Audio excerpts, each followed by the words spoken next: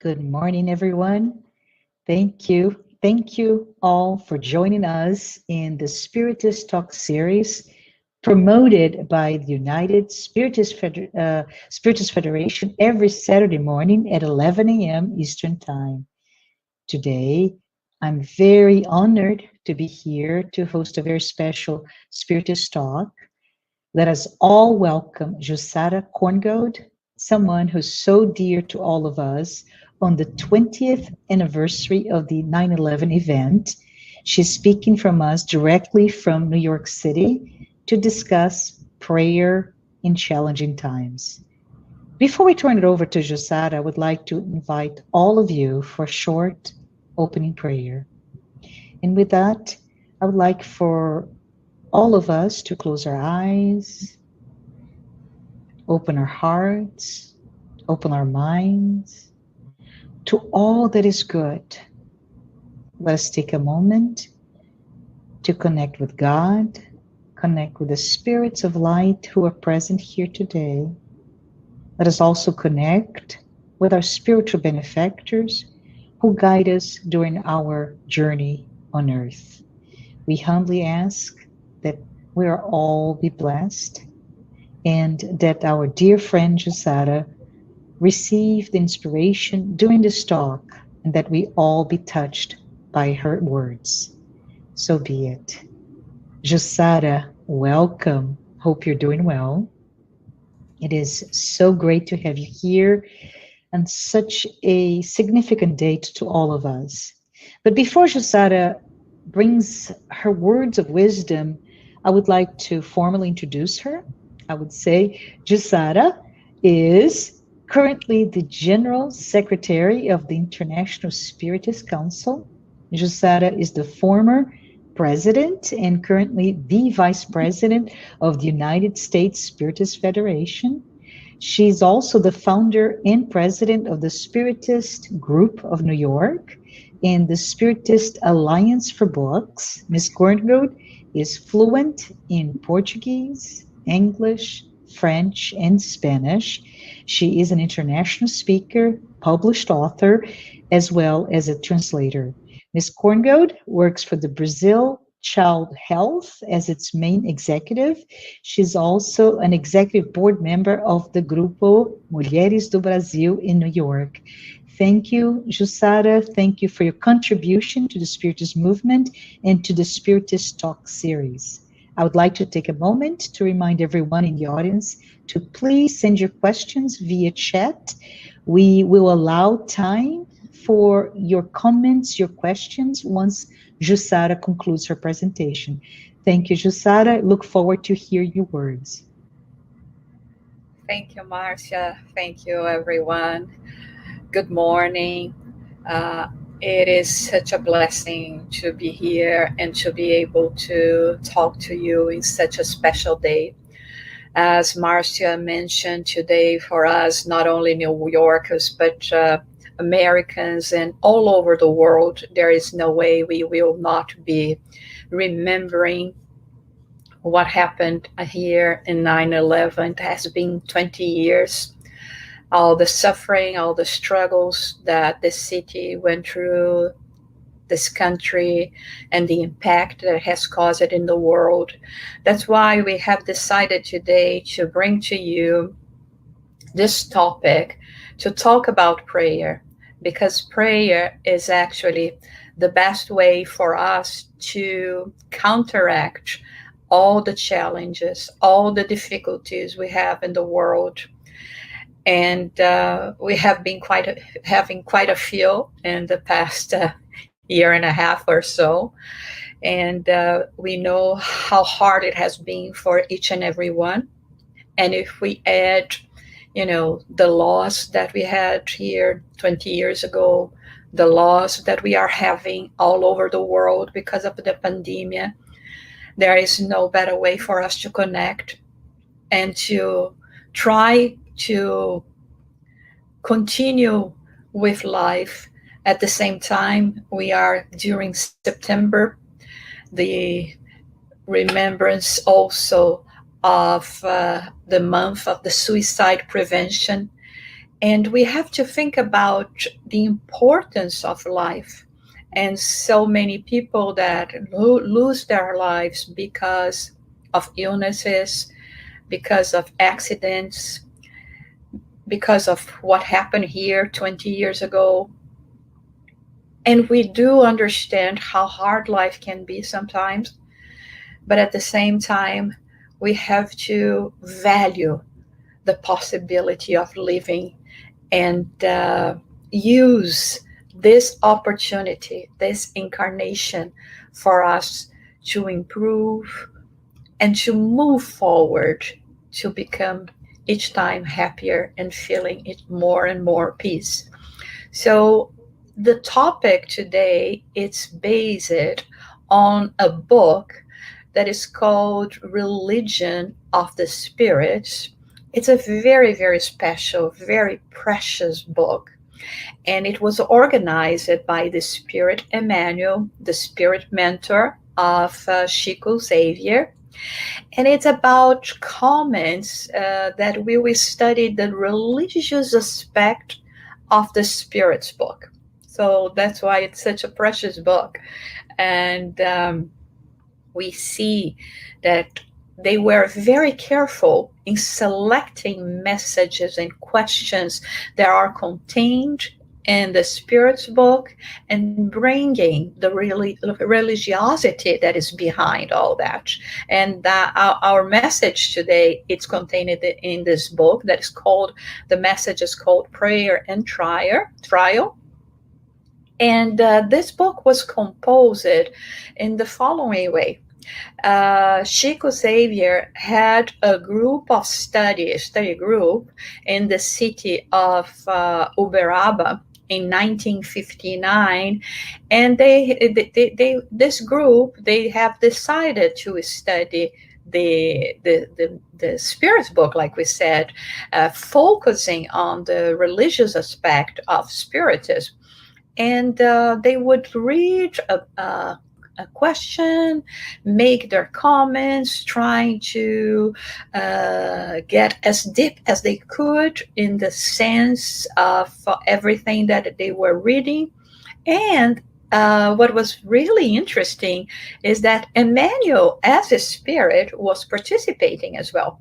So while everyone was there, joined together, studying, reading, studying, commenting, Emmanuel would participate and would express his comments, his ideas, when everyone else had done so.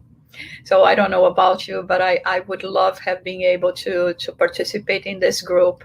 And I think we learned so much from this experience, because many times we spiritists, we tend to believe that we know enough. We don't need to study because we know the basics or even a little more about it. But then we see Chico, right? And the group of people that worked with Chico had all that experience. They would gather together as a systematic study and would go deep to get the knowledge, to receive all the preciosity, the precious lessons that were contained there. So this book has 91 messages, all of them related to this book, the Spirit's book, and with those comments. So when we talk about prayer, we have this question that Kardec presented to the spirits. Is prayer pleasing to God? And the answer is, prayer is always pleasing to God. It comes from the heart. If it comes from the heart, intention is everything before God, and a prayer from the heart is preferable to one read from a book. No matter how beautiful it may be, if you read more with the lips than with the thought. Prayer is pleasing to God when it's offered with passion, faith, passion, and sincerity. And this is the kind of prayer that we are talking about today. Regardless of our, particular religion, of the religious affiliation that we may have, the religious community that we attend, prayer is always a part of any religious movement, any religiosity. So we have this understanding of connecting to God, of uniting our thoughts to God. And when the spirits reply here that the most important thing is how emotionally involved we are going to be, this is what matters. It's not just, recite words. Sometimes we do understand that we may need some help. Sometimes things are so hard in our lives that even to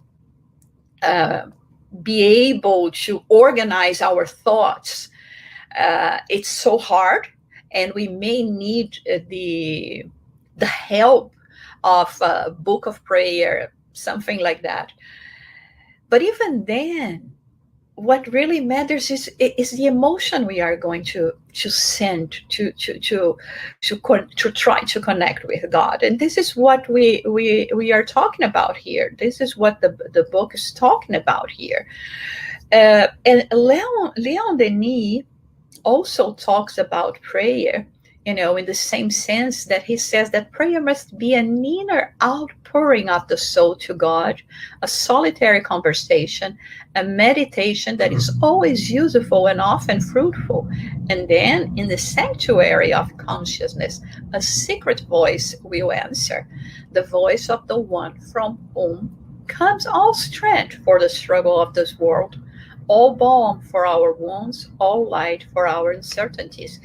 And he says that this is the voice that consoles, uplifts, persuades, bringing courage, submission, stoic resignation. And in this way, we will feel less sad, overwhelmed. And a ray of divine sunlight illuminates our souls, renewing our hope. So this is the kind of prayer that we are talking about. A prayer, there is a cry, a plea, an outpouring, or a song of love, an act of worship, a moral inventory made under the eye of God, or a simple thought, a memory, a look up to the heavens. This is so important when we think about it, because like we were saying, for so many times we had this idea that unless I recite words that were given to me from a certain religious affiliation, I'm not be able to connect to God. And the understanding that we have now, it has nothing to do with that. It's not by the length of our prayers, the words that we are using, that we are going to reach God, especially in what we are talking about today. Remembering the laws of life, remembering the heroes that voluntarily went to the building trying to save as many as they could, and lost their lives as well. Remembering the family members that had to endure so much suffering with the the violent occurrence that we are talking about. And today, we know, with the so many losses that we are having in each and every family because of the pandemic, death, that people that are living, and we cannot even go to stay with them for the last minutes of them here on earth. So it's in those moments, how can we really just think about reciting words? Our feelings, emotions are going to be much more powerful. And that's why Leon Denis says here, it's just sometimes I look up to the heaven and say, please, God, help me. Help me to be able to cope with everything that we are going through. In the book, On the Way to a World of Regeneration, we also see Manuel Filomeno de Miranda, through the psychography of Divaldo Franco, saying that it would be enough for the needy, ourselves, to tune in to the sources of love, to soon receive the answers in blessings of peace and courage. Prayer certainly does not remove the pain, nor does it prevent the debtor from repairing the wrong, but it alleviates, gives strength, and brings with inner harmony to better solve problems. And no one will ever walk in loneliness and suffering if their thoughts are risen to the source of love. The beneficial assistance will soon come to them. Again, we find here another spirit telling us the importance of prayer in our lives. And sometimes we just don't do it because we are so much focused on the now and the illusions of life and the material lives, and especially now that is we may feel, instead of answering the call to collect ourselves and go after understanding, go after the perennial questions of life. Why am I here? From where did I come from, and to where am I going? We are trying to get advantage and to take advantage of everything, and not really using this precious resource, thinking that it's because it's connected to dogma, perhaps, or to those that do not know better, because science now is explaining everything. Science is not explaining everything. I mean, they we know, right? What we are doing, what we are living now, science is helping a great deal, but it's not being able to remove, this tiny little virus that is going on around the world, right? So we should see prayer with a different view. It's not about, like we said before, reciting words. It's not about being religious in the way that we are talking about blind faith. No, we are talking about, physics, and how, according to the wavelength of our thoughts, we are going to be sending those vibrations that now physics explain to us, if it's a short wave, if it's a long wave, and how much they can impact, they can travel with the speed of and that is propelled by the energy that comes from our thoughts. So for us to bring positivity, for us to bring peace in our lives, it's super important. And in the Spirit's book, this is the question that the group of Chico Xavier were studying that night, that particular night in 1959. So there we have the group of people that composed the study group of Chico Xavier, consulting the Spirit's book, opening this question: can we avoid our trials or change their nature by praying for ourselves? This is the question that Kardec asked the Spirit. And the Spirit said, your trials are in God's hands, and there are some through which you must persevere right to the very end.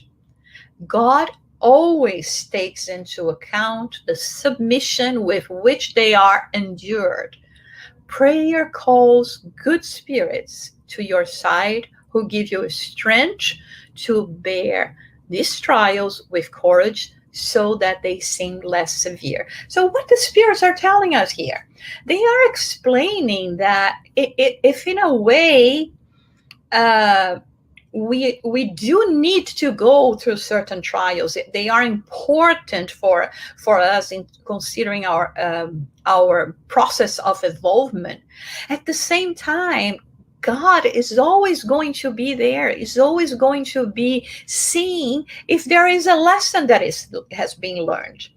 Because trials are lessons that we need to learn. And the more we resist, the more they will be prolonged. So, and of course, the sooner we understand this, chances are that we will not going to be needing to go through that for a longer process. And at the same time, the spirits tell here that even when they cannot do anything about it, because it is necessary for us to go through that for our own improvement, we will not be alone. There will always be spirits connect to us to help us to have courage and to not feel all the burdens that those trials are bringing to us. But this depends on us, not necessarily on the spirits, right? So, I brought here another question. This was not the question that they were studying, but just for us to, to expand our studies here in terms of the nature of prayer. And the Spirit says that normally we pray for three things: to praise, to ask, and to offer thanks. Our prayers, the nature of our prayers are going to be more in these three lines. Not quite often we will be praying just to praise God, which should be something that we should consider more. You see, when we look around as well, we see all the beauties of the world. We see the machine of our physical bodies, the way it functions, and it's nothing short of a miracle. We should be praising God for all these opportunities. Asking, this is something that we do quite often. Quite often we are asking like little children sometimes, asking for things that really are not that important for us, but from our perspective of us as still a spirit in the process of learning, they are important. And to offer thanks, which is also not something that we do that often. Remember to thank God for all the possibilities that we are receiving. And there is a little book that is called Seara dos Médiuns. It's not yet translated, but there talks about also the intercessory prayers that we will do on behalf of others, and how much we can actually assist others in this sense. And which is a very common practice in the Spiritist Center. We praying for, people that we know that are in need, that are going through stress.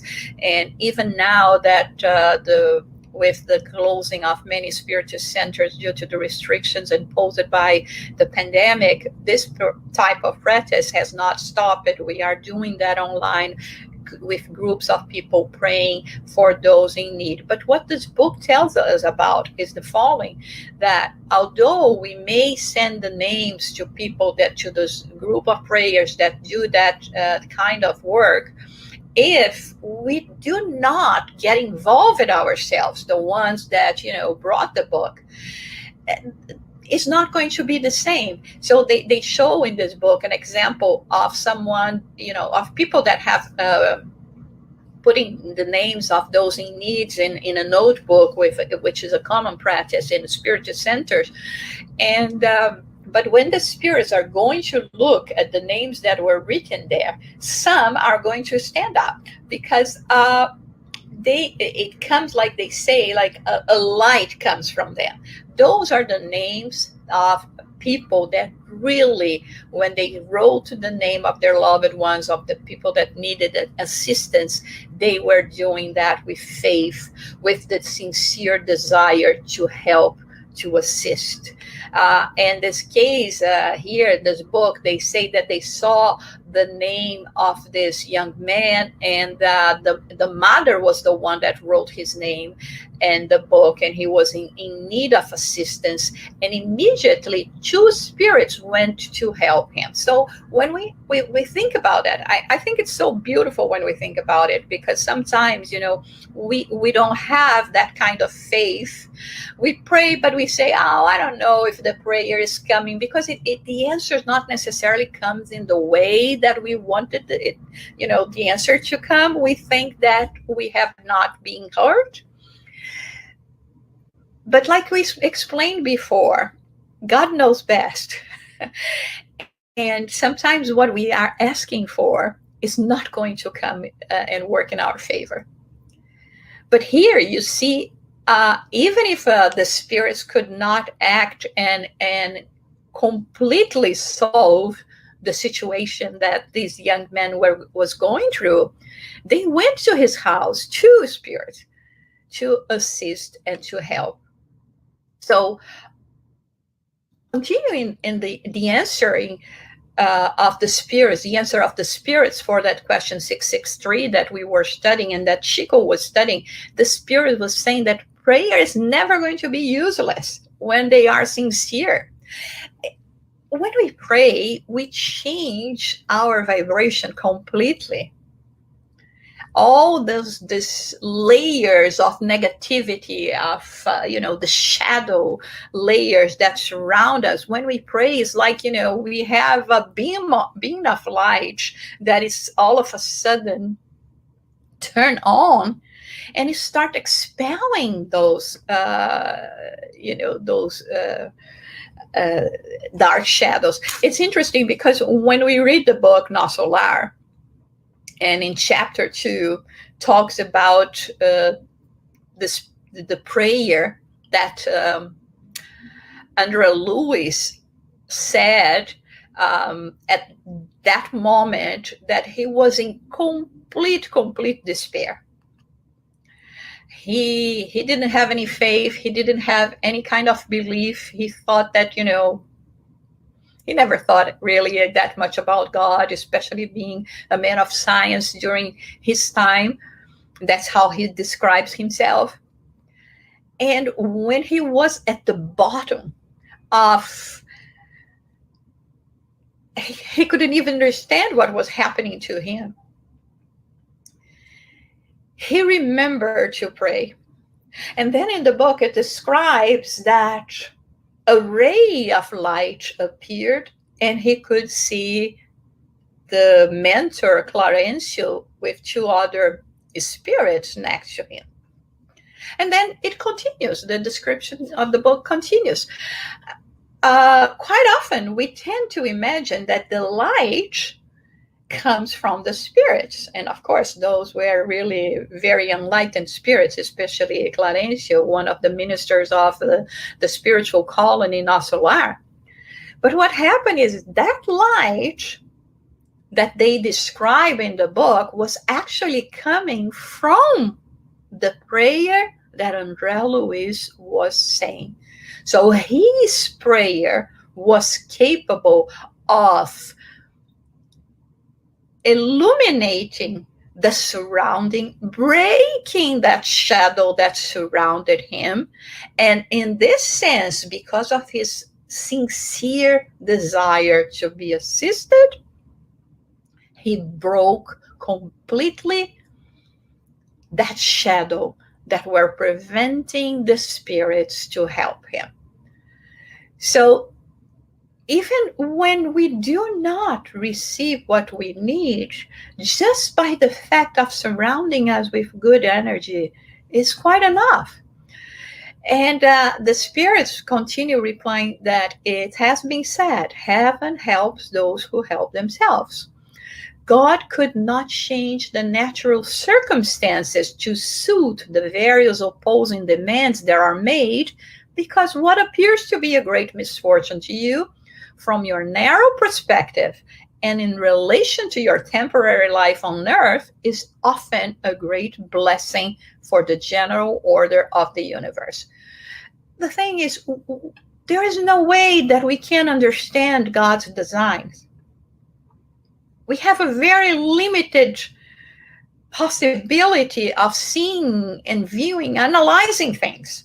We just see what is very close in the surroundings here. We don't see the big picture like we normally say. So that's why we have to trust that someone that understands better. Very much like little children, if we give them the choice not to go to school, of course they would say, no, I prefer to stay home playing and resting. Why do I have to struggle going to school and homework and all of this and that and the discipline and the responsibility, right? But the parents, knowing what is best for the child, is going to push them, to impose them to go through this experience. So this is the same. And we cannot imagine that what we are going through now in the world is not similar to this example that I just mentioned to you.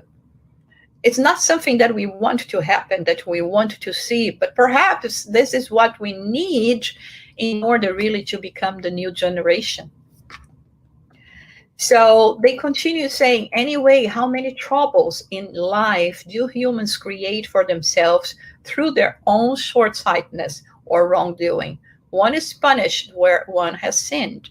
However, reasonable requests are granted more often than you believe. You think your prayer has not been answered because God has not produced a miracle for you, while in fact God has actually assisted you in such a natural manner that it seems to have been the effect of chance or the ordinary course of events.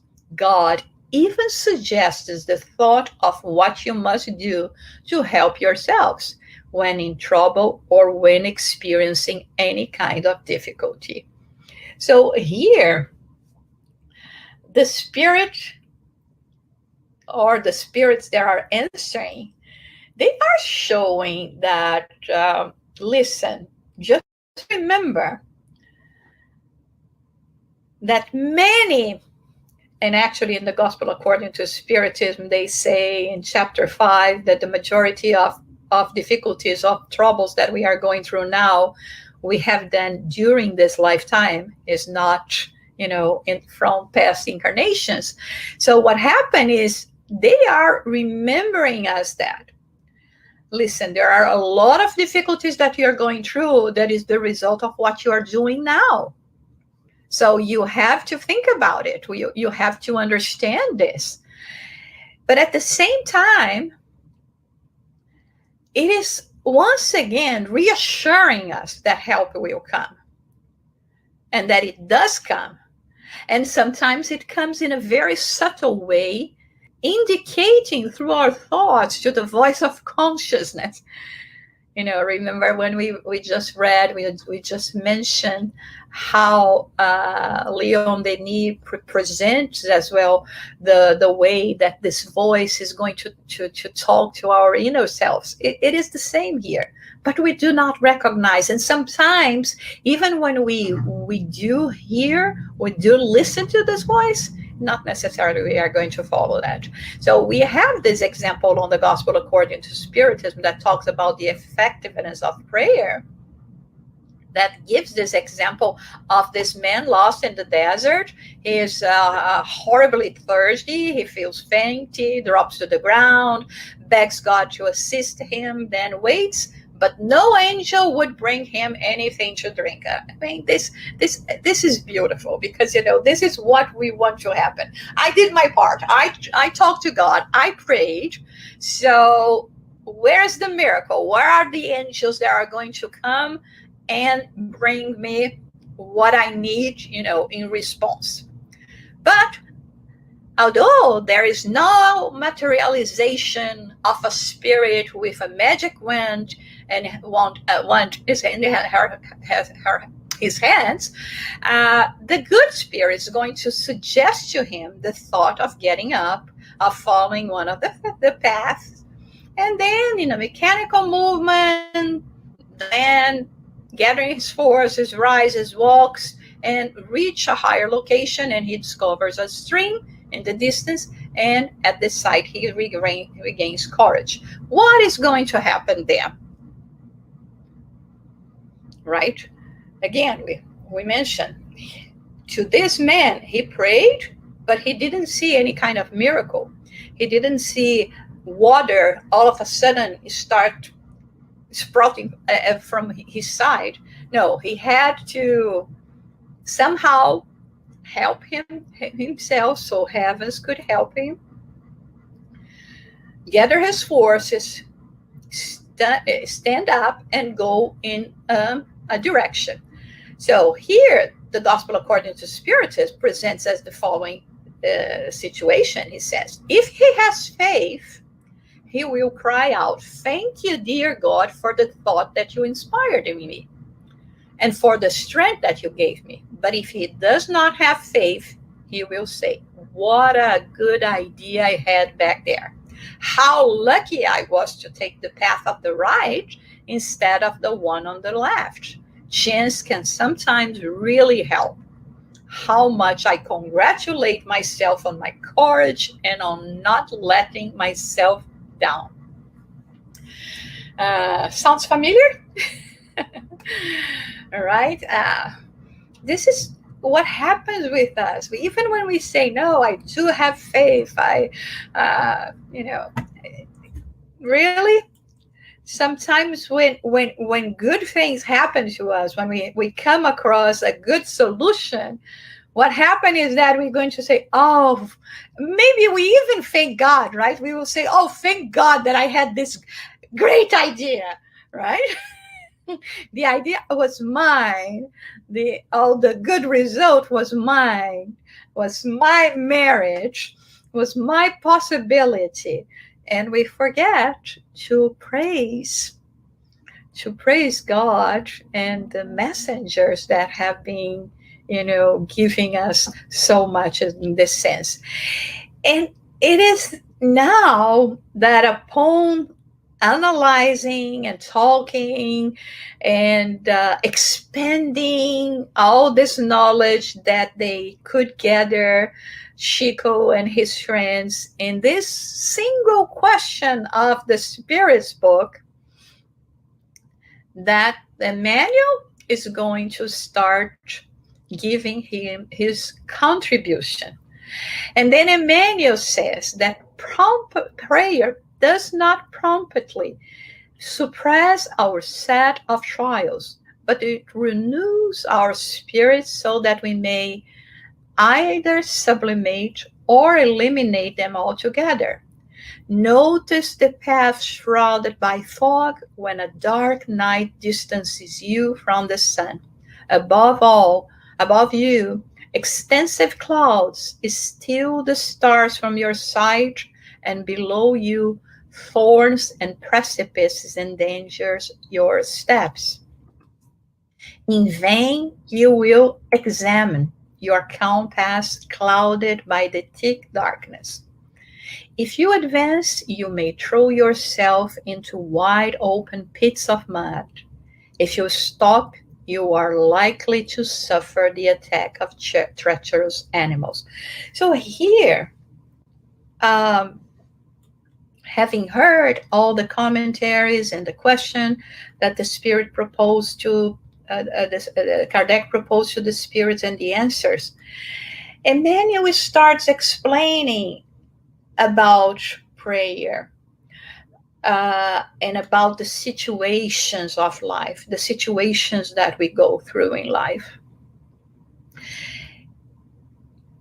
Understanding that there are really times where we feel completely surrounded by this thick cloud, like he said, that there is no way out.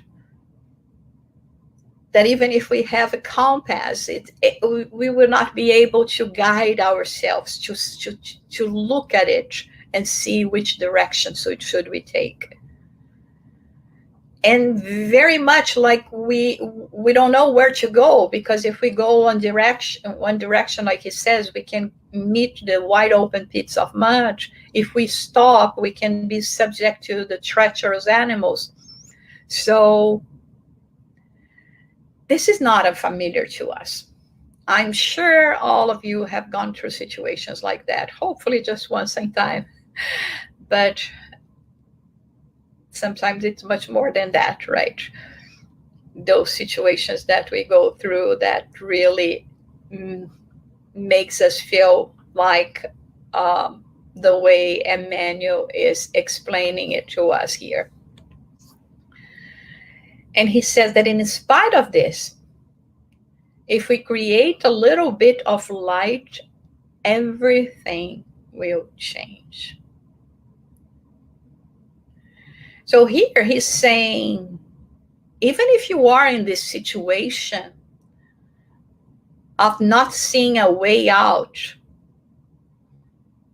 of being so much pressured by the burdens of life, you still can create a little bit of light. So it is within our possibilities. And it's what we were talking about, Andrea Lewis here, right? When we talked about his example, he was in total despair. He had been suffering alone, accused, through starvation, all of that, tiredness, for 8 years in the lower zones. Wandering around, not knowing when that was going to be over, until he finally surrendered. And he created a little bit of light. But it's so beautiful the way Emmanuel explains here. We can create a little bit of light. However, the pond won't lose its swampy appearance, and the stone will still be there as a challenge to warn you on the road. However, being able to see, you will emerge transformed and safe to move forward, overcoming the traps of the shadow and the tribulations of your march. So see the wisdom here. It's not that, again, by magic, by a sort of miracle, all the scenarios are going to, are going to change around us. No. The pond will have its swampy appearance, the stone will still be there, but now I have a little bit of light, and I can go through that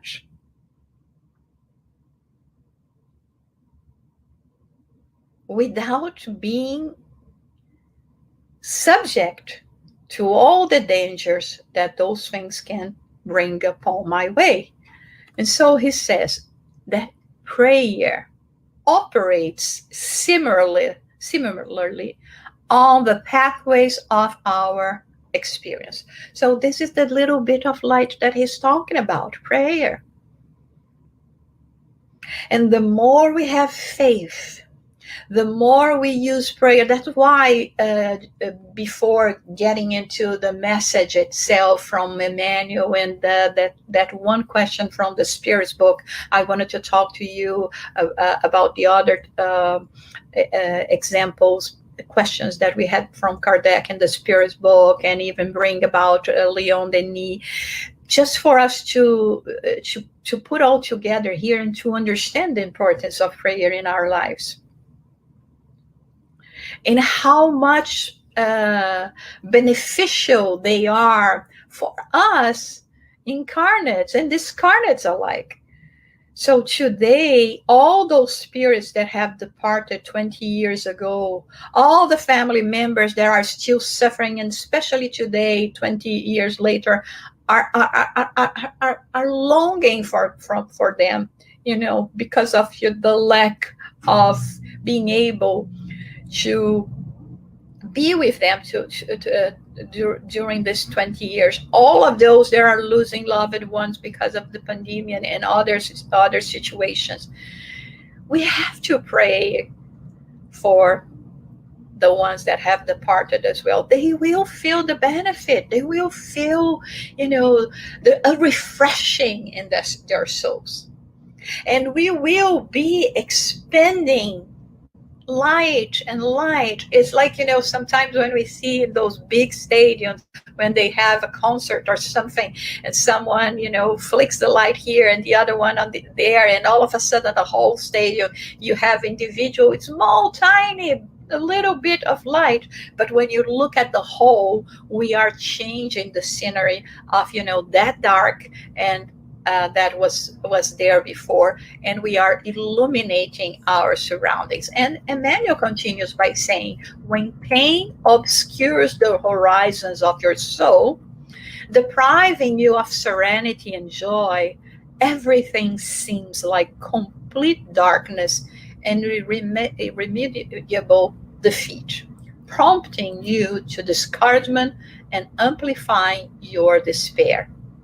Nevertheless, if you ignite in your heart a light flame of prayer, imponderable threads of trust will connect you to divine providence. So it is there.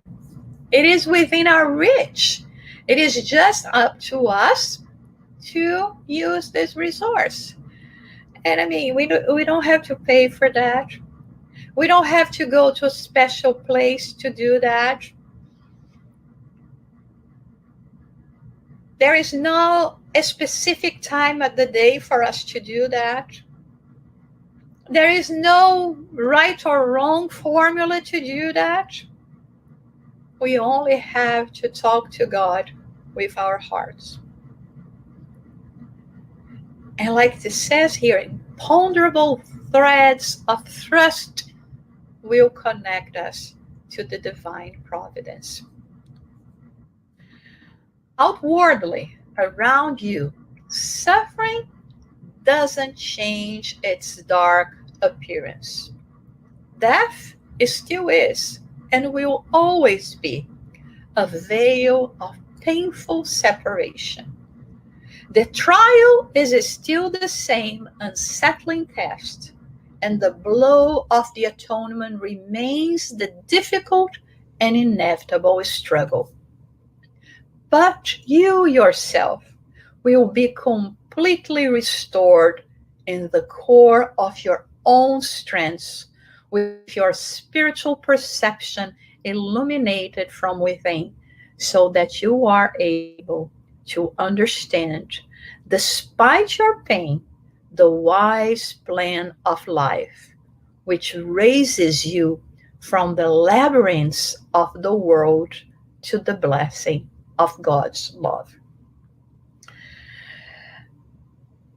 Emmanuel brings a very realistic way of us to look at the world and the experiences we have to go through. Because again, he's not coming as a representative of the spirits, evolved spirits, to tell us, oh, pray and everything will be all right. Everything will change. All your burdens are going to go away and nothing bad ever going to happen to you. No. He brings us the reality.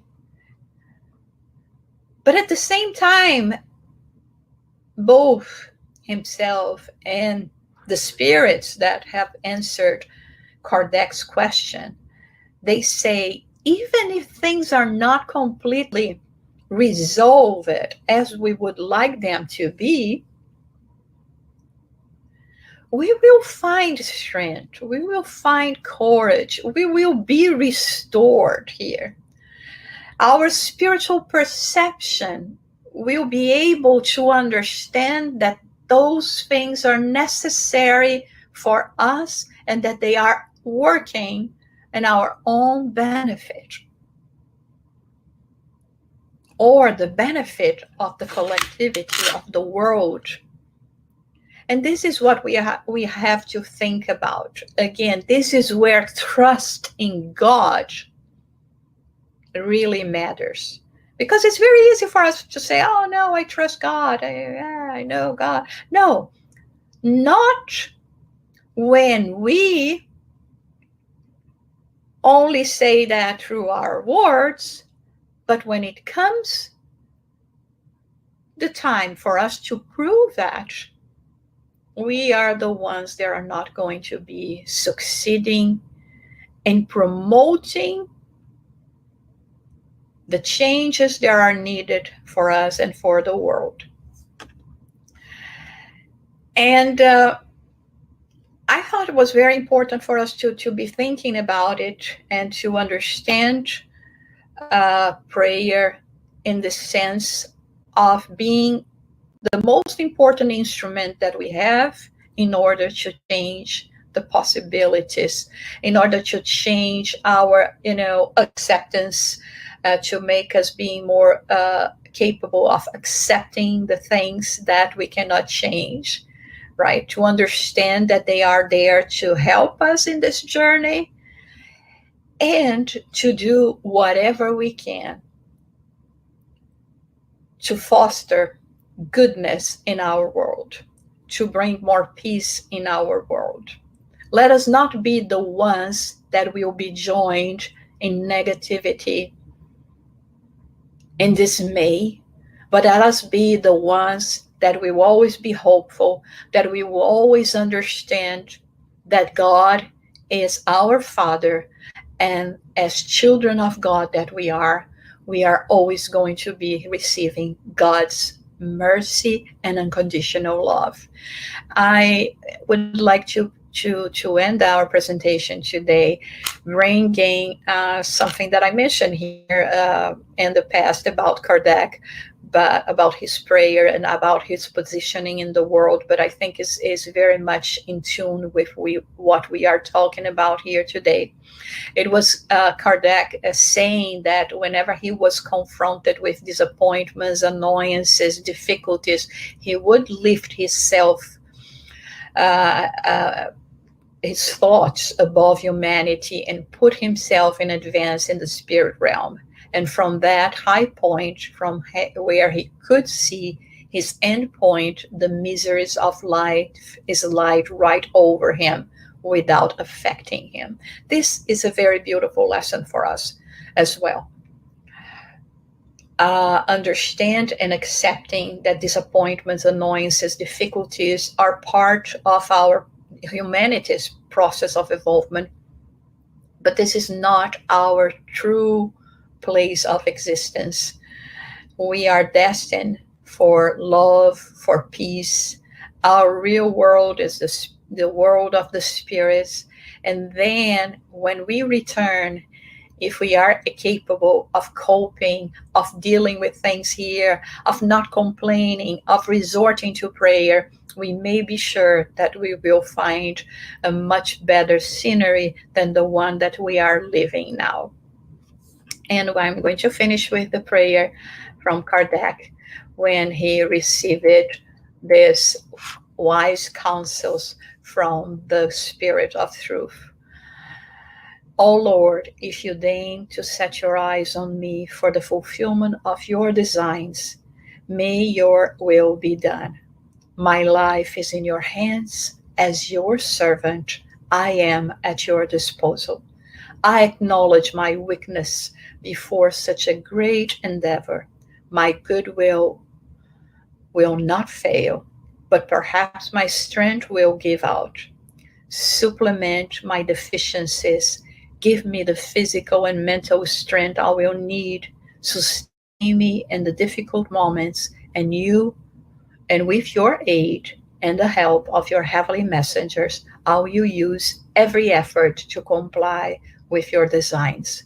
My brothers and sisters, we are exactly in the same time that Kardec found himself, having received so many blessings, all this opportunity that we are having to change our ways, to be able to use this incarnation to grow and to bring more peace and harmony in our world.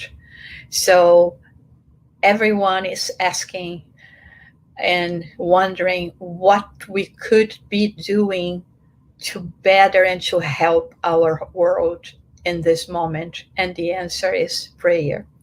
Pray for yourself, pray for your loved ones, pray for all the world, so that we can see happiness and the kingdom of heaven coming to us. Thank you.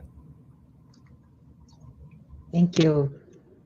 Thank you so much, JUSSARA, for such an enlightening discussion. Everyone, we're now open for your comments and questions. So Freddie said, good morning from Miami. Good morning, Freddie. How many prayers should we do every day? Well, I read somewhere. I'm not going to remember now that prayer is the act of living itself. So because we still understand prayer as, being a special thing in terms of, I have to sit in a special place at certain times and recite certain words, we think that there will be a proper time, a proper way of praying. But praying is our behavior. When we understand about the immortality of our souls, when we think about God always present, about everything that we have in our lives, even the difficulties that they represent a gift from God. So all our actions should be a way of praying. But having said that, this is the ideal, right? We are not there yet. I myself, I like to pray always when I wake up and always when I go to sleep. And of course, during the day, if there is, need to do that as well, I will try to pray. And I pray before I work, to be inspired and to do my work properly. But at least in the morning, at night, I think it would help a lot. Awesome. Thank you, JUSSARA. We have another question here. There are those that ask for someone else to pray for them, believing their own prayer is not strong enough. Can this be true? No. We are all children of God, and whether we know how to pray, like we said before, with fancy words, and it is not about that. It is about how much we, emotionally speaking, spiritually speaking, are going to connect with God. So someone else's prayer, as beautiful and important as it may be, not necessarily will be stronger than our own prayers. I myself, I believe that our own prayers are stronger than, everything else. Of course, because Jesus said, where two or more unite in my name to pray, I will be there. It doesn't hurt when you're going through a difficult time to spread the news and ask for your loving ones, for your friends to pray together with you, to raise their thoughts to God as well. But our prayers are always going to be very important. And so I would recommend each one of us to pray for ourselves, but not necessarily dispense with the prayers of others as well, to join us and to help us in this endeavor. Absolutely. So Luis, hi Luis, he's asking us, you have mentioned trials that must be experienced. Consider one being heavily obsessed during incarnation. Can it be considered trial for the spirit of being obsessed, or being obsessed is not a possible trial? Can you talk about it, JUSSARA? Yeah. Hi, Luis. How are you doing? Yeah, sure. We read so many things about important information, actually, about obsession and the importance of also going through that as a process of growth for both the one that is exerting this power over the other in this incarnation, and the thing is, we tend to think that the person that is suffering an obsession this lifetime is a victim, and we learn that this is not the case, that no one is out of nothing is going to start persecuting you with that eagerness to destroy your life for trivial things. Right? There may be people that in spirits that do not like you for whatever reason, but the ones that are going to be, really persecuting you, you have history with this spirit.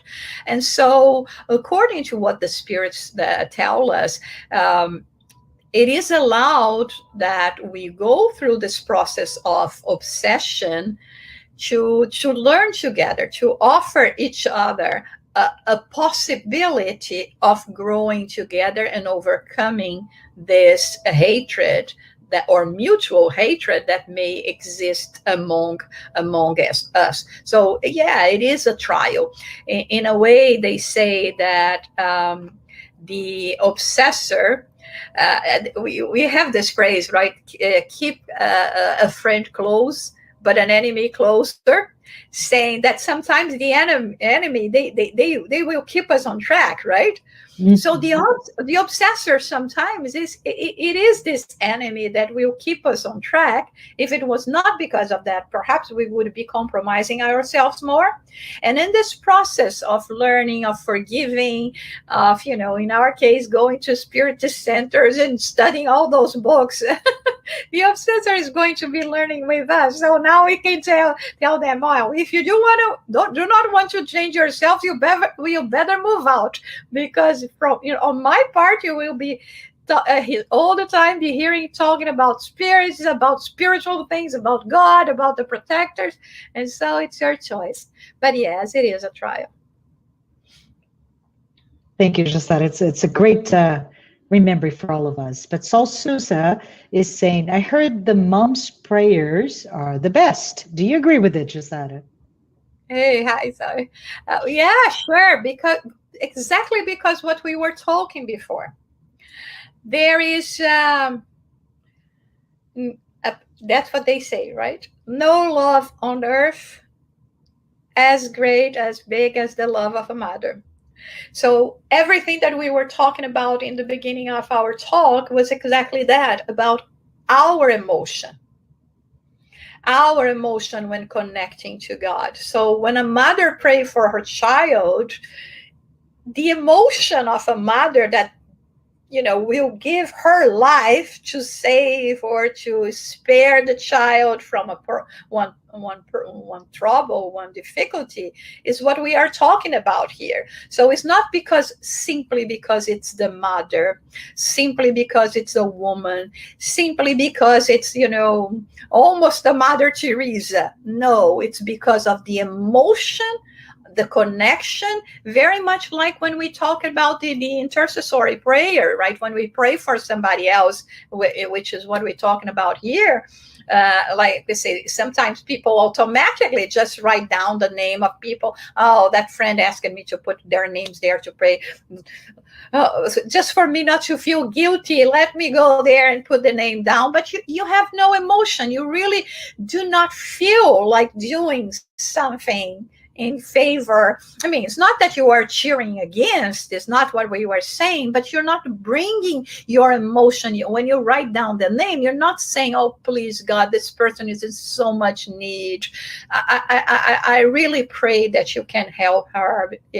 I'm doing my best in this sense, or, help me to help us all. This is a different thing. This is when the emotion, when the true feelings come. And that's why, chances are that a mom's prayer will continue to be very powerful, because it comes out of love. It comes out of, a true connection.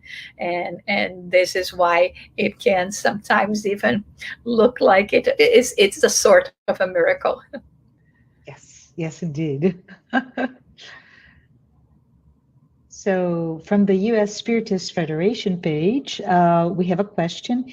You described Andre Luis hitting the bottom and remembering to pray based on the book No Solar. Can you, Jussara, talk about the idea of a non-religious person? I think you mentioned a scientific-minded person, access to God through prayer they may not have previously believed.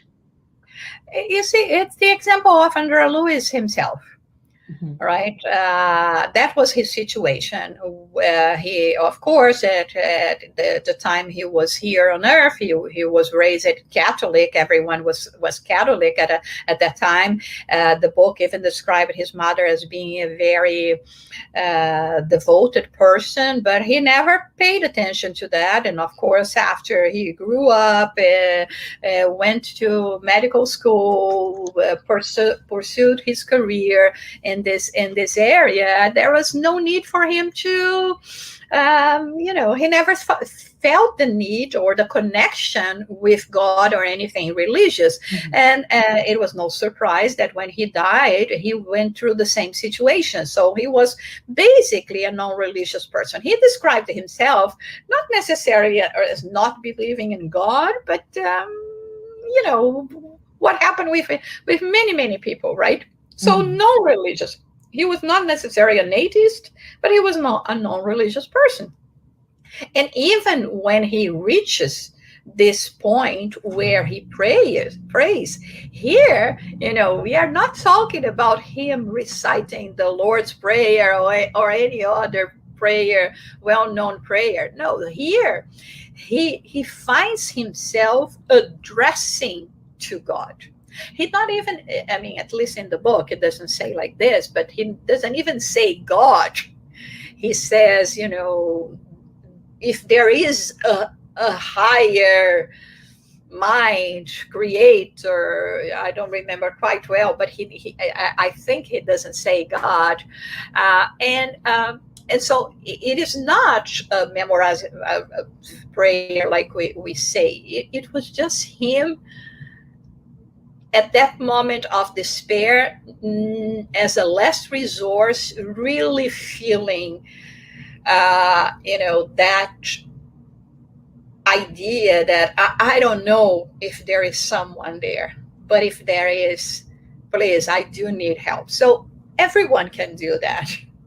Yeah. It doesn't need to be a specific sort of religious belonging to this or that religion for people to make this kind of connection. Absolutely. Thank you, Jussara. I think we have time for one more question. And we have another question from the U.S. Spiritist Federation. Emmanuel is teaching us that it is within the realm of possibility to overcome total despair when surrendering to the moment of pain and creating light through prayer. Can prayer help us prevent getting to that point? Oh, that was wonderful, because, that should be our goal. I don't want to be in the position to fix the error. I want to be in a position of not having to fix errors anymore, because I'm not going to commit them. So that's why, when we talk about the nature of prayers, and normally we say, according to what we have in the Spirit book, that we have the praise, the ask, and the giving thanks. We normally do the one of asking because we are in trouble and we need help, and please come and help me. But we forget to pray to prevent us, from committing errors ourselves, to make us be able to see clear, to be protected from ourselves. Because, like, again, and we mentioned in chapter 5 of the Gospel according to Spiritism, we see there the Spirit's telling us that the majority of difficulties we go now is because of things that we are doing now. So if we are doing them now, it is in my hands to just change and not do this anymore, right? So yeah, I think we should at least little by little come to this point that we will use this resource to ask for protection, for the cleansing of our own spirit, of all the environment, and reason more upon the actions we are going to commit in the world, so we can prevent situations of going into despair. There are things that still at this point, they are inevitable. It's part of our past. It's part of what we need for this process of growing. But there are many things that we could be doing to make our lives easier, and praying for this kind of protection, like we have in the Lord's Prayer, deliver me from temptation, right? Absolutely. Well, thank you. Thank you, Jussara. I think we are at time. So I want to thank you, thank everyone who watched today this discussion, and those who have been following our weekly talks. So next Saturday, September 18th, Eastern, 11 o'clock Eastern time. Please don't miss Márcio Silva. Márcio will be speaking about our important choices to suffer well or badly. So from that, I would like to ask you, Jussara, to please say our final prayer. And for everyone, thank you and have a great weekend.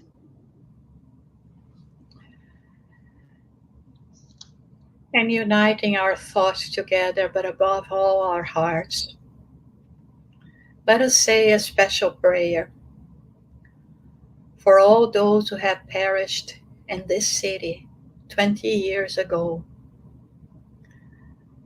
surrounding the place with light, so that all energy that may still be lingering there be removed and be transformed in a place of renovation, renewal to the souls. That all the family members that went through this pain may feel the love and light of our Heavenly Creator. For all those that continue losing people in this pandemic, all that have departed, all that are ill at this moment, they may receive the necessary assistance. And for all of us that are now struggling with our own imperfections that are preventing us to feel more peace and to find the happiness we need. May we feel the loving embrace of the spiritual friends that are visiting us in each and every home.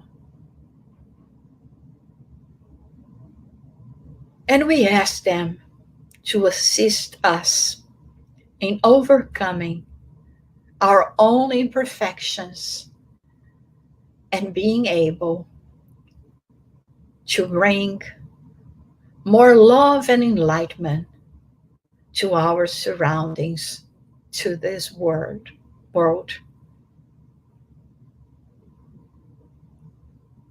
So be it.